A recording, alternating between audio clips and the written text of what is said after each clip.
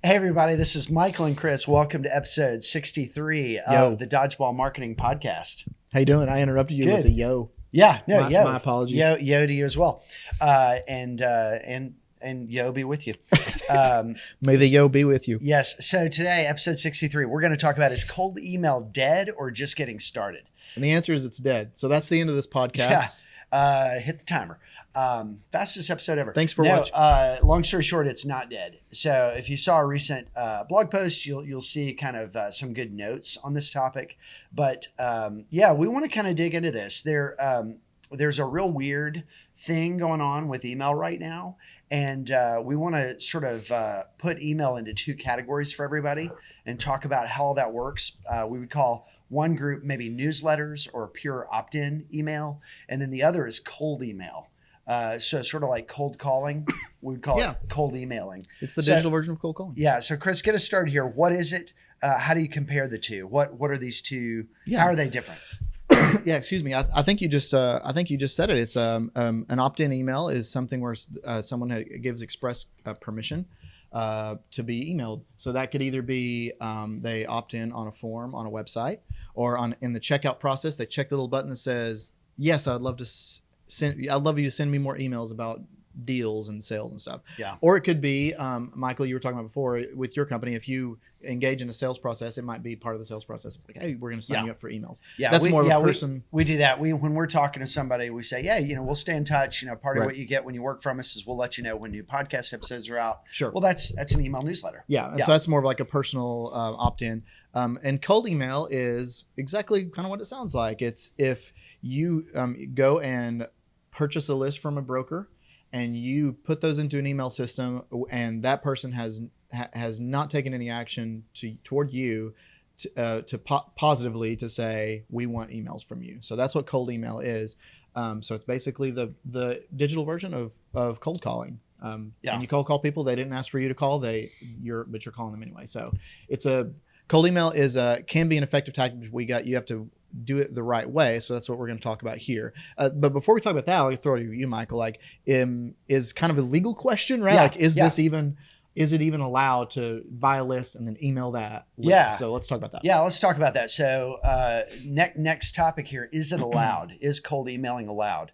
A lot of people might remember when the United States Congress passed the Can Spam Act. 1,000 years ago. Yeah. And I'm not a naturally sort of cynical person, but I was responsible for implementing can spam legislation to a $500 million company. And so I thought through it very carefully. And in reality, the Can Spam Act did nothing to reduce spam. I can articulate very succinctly what it did, but it does not do anything that says you can't email people.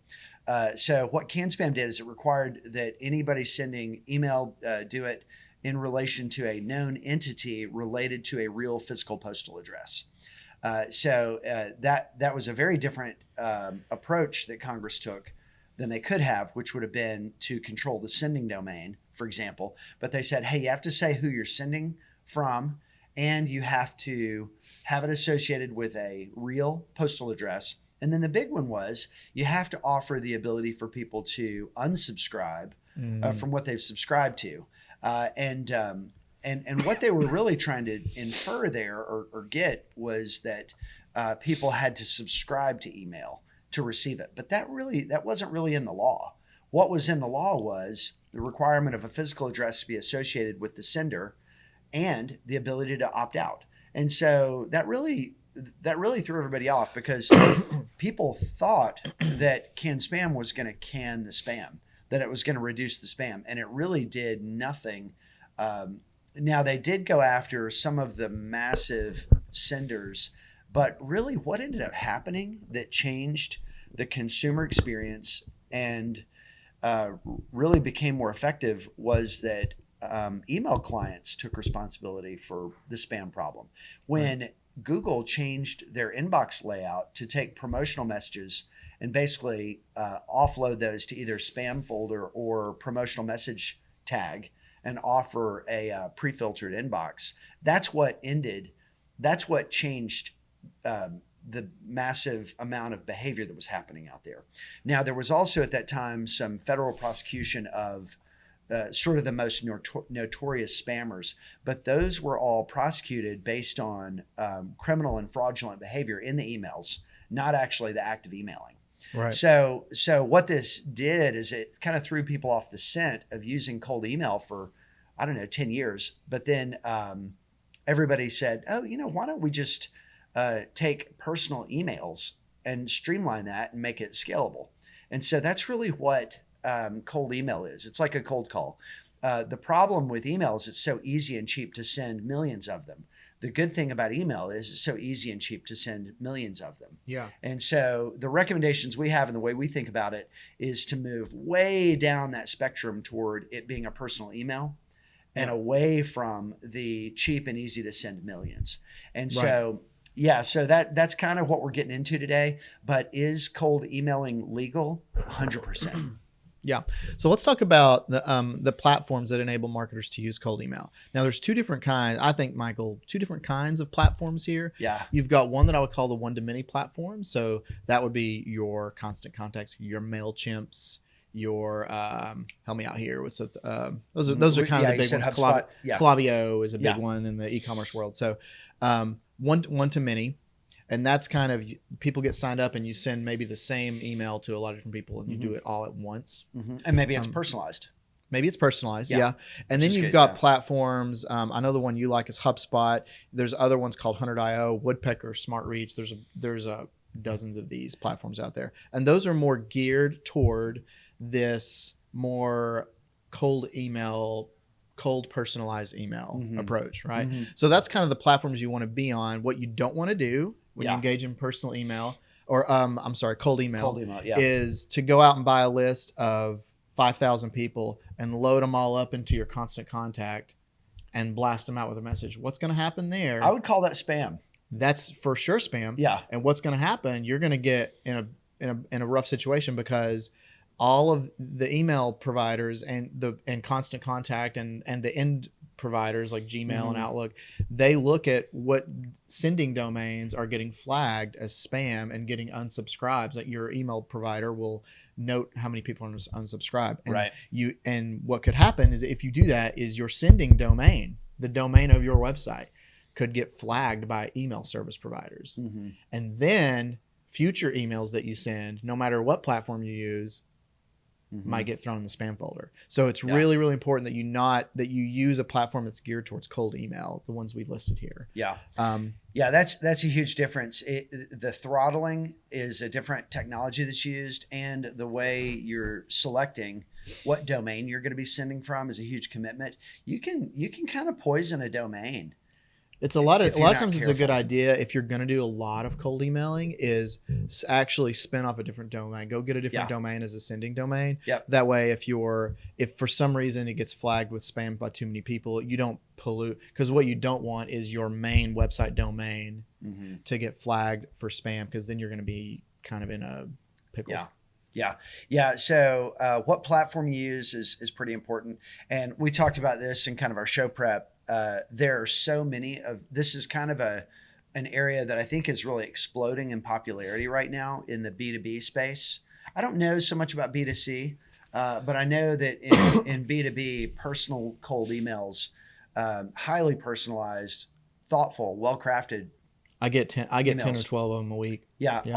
It's exploding. And so there are a lot of platforms. So I think there's going to be a lot of consolidation in that space. So we gave a few names here, but there are actually tons of other ones. And there are ones that we were talking about a year ago that are not even out there anymore. Sure. And so, there's going to be a lot of consolidation in this space. HubSpot, of course, is, a bigger kind of animal. So they'll be around for a while, but, and Hunter.io, you mentioned, SmartReach, Woodpecker, those are some that are maybe a little more staying power. But I would say, be careful, look, if you get into one of these platforms, do a lot of setup. Don't be surprised if they go away in 6 months or a year. Right. Not those that I mentioned, but a lot of the other ones. So next up, what are the risks of doing personalized cold email? We just talked about one, your domain. we talked about one big one, the domain. If you're sending and you're not thoughtful in how you structure your content, your appeal, you're going to find that this is going to do more damage to you than good. A really good cold email is going to be a sequence of, I think, 3 to 5 emails. A lot of people say 5 to 10, and I think sometimes that can be too many. If you're targeting really well. 5 to 10 is when you haven't targeted well and you just want to make sure you kind of catch everybody you can. But yeah, I think if you're targeting really well, you really want to have as close to a good initial encounter as possible with the right offer, the right messaging. It could be that you're offering a free assessment to someone. It could be that you're saying, hey, you and I know, or you and I are both working on the same problem. Here's what that problem is. I'm looking to get 30 minutes of your schedule. Mm-hmm. It has to be something this is a weird word, but intimate. Using someone's name in the way you address them is fine, but be careful because Go Epps is named after it uses my middle name, Epps. On my LinkedIn profile, I am Michael Epps as my first name. I did that just to tuck my middle name in there in the full name. Well, anytime I get LinkedIn prospecting, it's, hey, Michael Epps, like it's my first name. So clean your data, read it, think about it. If someone uses, for example, all lowercase in their name on a platform or a list, and you suck that in and you don't clean it up, they can tell right where you came from. And it's very off-putting. Another thing is how you frame up, and we talked about this in our pre-show, but how you frame up the ability to opt out. I would really avoid in a cold email series giving people the ability to unsubscribe. They didn't subscribe to anything. Marketing's about establishing trust. And if you're doing cold contact with somebody, that's the hardest thing for establishing trust. You want to think about every pixel in that email. You don't want something that makes them think they subscribed or makes them think that they think you can make them be a subscriber. That's gaslighting. So the language that you use, you do have to include the ability to opt out of future contacts. So I would make it natural language. I would say, hey, John, if you don't want to hear from me on this, just give me a heads up, hit this button, and I won't bother you anymore. Yeah. That kind of natural language, I think, works really well. That's admitting to them, hey, I got your list from somebody else. I know I wasn't invited. So if you don't want me in your house, like, dude, just show me the door. No worries. It's your house. Like that's kind of like. Yeah. I think when big corporate entities are too scripted and too fake and use too many hand gestures and have a robotic delivery, it comes off as very sort of forced. Well, you can do that in email too. You can say, hey, if you go too far with, hey, John, I was just spending time on your website. I fell in love with your story about whatever. You gotta be really good at making that kind of connection with somebody. Right. I lean in the direction of the more personal, the more thoughtful, but also the more direct and authentic and real, the better. Right. So I would lean toward fewer emails rather than more emails, and each one of them being well crafted. Yep. And wherever you can tuck in a real personal connection, both of you knowing the same person. Having a mutual shared interest in something that that person's passionate about, not in a way that's sort of pandering, but in a way that's really authentic and holds up to what they can know about you, then that's a good way to go. Yeah, I would say that's a little bit harder to scale and send a lot at a time because you have to be thoughtful. Totally. So that would be like for lists of under 100, you could really take the time with each one for high value targets and say, hey, I noticed you went to UT back in 84. I graduated in 90. Really make it personal like that. Yeah. But there are other ways you can do. Let's move on to our next one here. Yeah, we've done that in data sets with hundreds of rows. And honestly, it took a lot of work. We paid the tax. We did the work to make an authentic connection, and we've gotten sales from that approach. Yeah, it takes longer. It's risk reward. Like it takes longer to compose the message and think what you're going to say, but it's also a greater reward because it connects more to that person. Yeah, that's actually a good segue to our last one. Chris, take us out of here. What does it look like when it's done well? So cold email done well. So let's talk about it. There's an effective message. It's very targeted and very personal. So I think that all goes back to how you segment your list. So if you if I was to do cold email for my company, I would want to go, okay, who are we targeting? We're not targeting small businesses, or we're not targeting local business. We're going to target physical therapy practices. And I'm going to have a row in my data set for name of practice. And when I send it out, the subject line is going to say, does insert name of practice need help with leads? Something like that. So they're going to see the name of their practice. Each email is going to see the name of their practice in the subject line. And then I'm going to say, hi, name. This is Chris with Bullhorn Media. We're taking, I'm trying to think of something off the top of the head, but really make it specific. And it's important that this email is going directly to them. They should feel like, as much as possible, that you compose an email directly to them for them. And so don't send it to a giant list. Segment them some way. Usually, if it's B2B, it's by industry, maybe by state, region, something like that. Sure. Business type. So that's how you get targeted. And then the targeting flow, the messaging flows from your targeting. Right. So if you're targeting a specific type of customer, you're not going to want to use general language. You're going to be like, hey, we help physical therapy practices, become less reliant on doctor referrals and build their customer base organically, or whatever your message is. And so effective messaging, targeting, message comes from targeting, very personal. And then use cold email software, not email marketing software, just like we talked about a few points ago. That's right. And that's what effective cold email looks like. Yeah. I think it's a good thing to do when it's done well, because when it's done well, it's not going to be too big of a data set. It's going to be carefully crafted, and the personal part come across as authentic. Yeah, the personal part I think is probably the most important one. Don't sound like a robot. Sound like because at the end of the day, and email, don't pander. Right. Don't pander them. It just act like a person. Act like you're sitting at your personal email, typing something out. Just because you're using software doesn't mean you remove that personal connection. Yeah. Act like a person's always good advice. Act like a person's typical good advice. Always remember to turn on the emotion chip. Yeah. Just get the software